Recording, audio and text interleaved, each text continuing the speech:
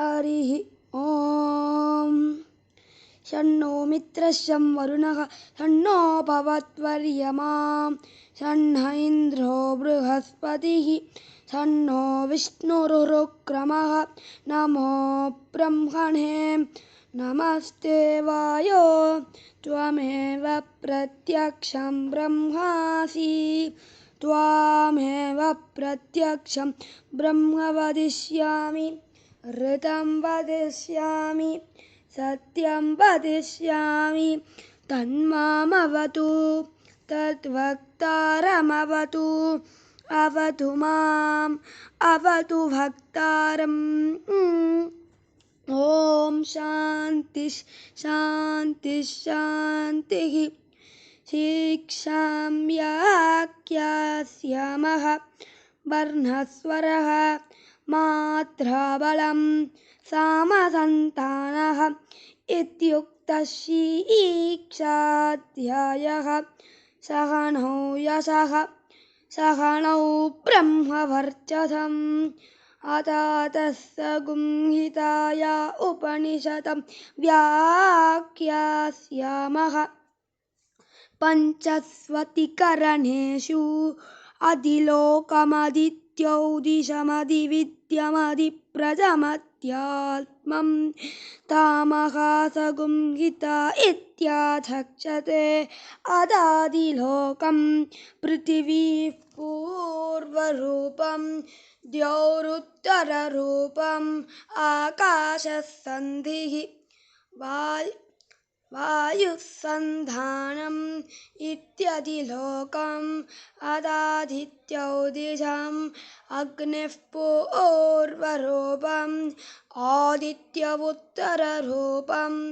आपःसन्धिः वैद्युतसन्धानम् इत्यदित्यौदिशम् अदादिव्यतितम्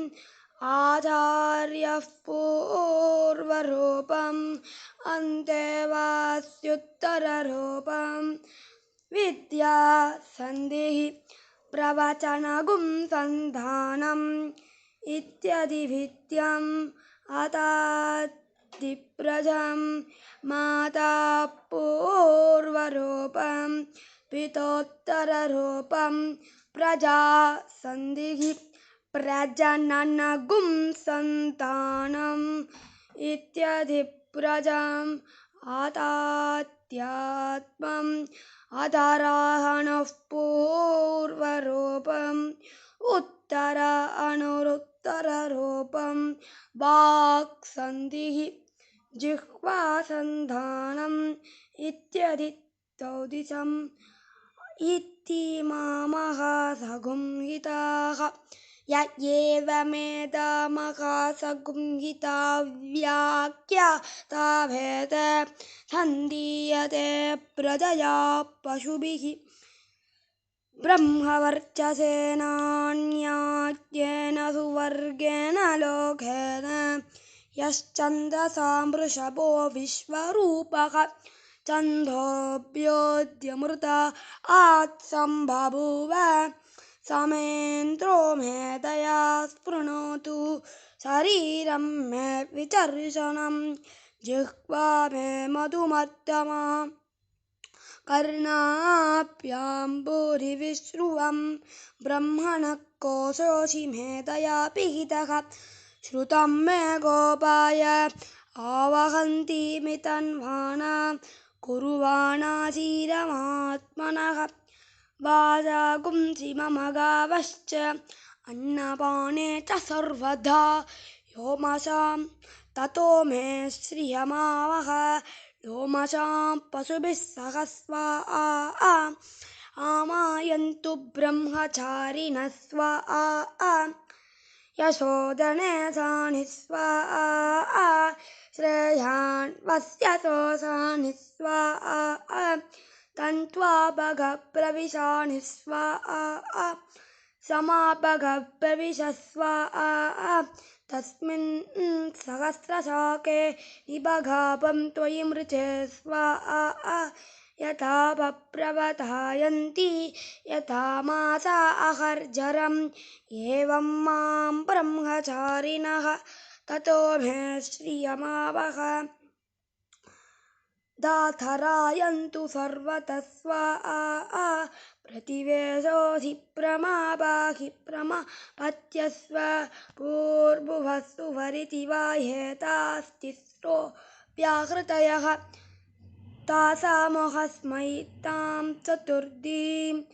वाहाचमस्य प्रवेदयते मह इति तद्ब्रह्म स आत्मा अङ्गान्यन्या देवताः भूरिति वा अयं लोकः पुव इत्यन्तरिक्षं सुभरित्यसौ लोकः मह इति तन्नम्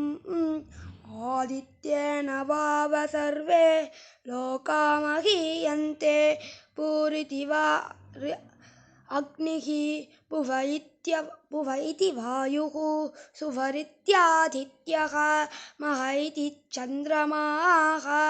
चन्द्रमसा वाव सर्वाणि ज्योतिगुंसि महीयन्ते भूरिति वा ऋचः पुव इति सामानि सुभरिति यजुगुंसि मह इति ब्रह्मणा वाव सर्वे वेदा महीयन्ते पूरिति वा प्राणः पुव इत्यपानः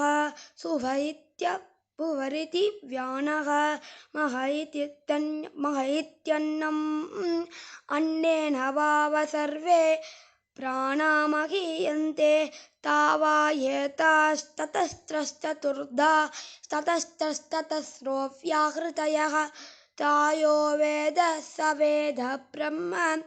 सर्वे एस्ते मा बलिमा वहन्ति स य एषोऽन्तर्हृदय आकाशः तस्मिन्नयं पुरुषो मनोमयः अमृतो हिरण्मयः अन्तरे न तालुके ययेशस्तनैव वलम्पते सेन्द्रयोनिः यत्रासौ केशान्तो विवर्तते यपोह्यशीर्षकपाले पूरित्यग्नौ प्रतितिष्ठति पुव इति वायुः सुभरित्यादित्यः मह इति ब्रह्मणि आप्नोति स्वराज्यम् आप्नोति मनसस्पतिं वाक्पतिश्चक्षुष्पतिः श्रोत्रपतिर्विज्ञानपतिः यदितेतो ततो भवति आकाशशरीरं ब्रह्म सत्यात्मप्राणारामं मन आनन्दं शान्तिसमृद्धमृतम् इति प्राचीनयोग्यो वा आस्व हरिः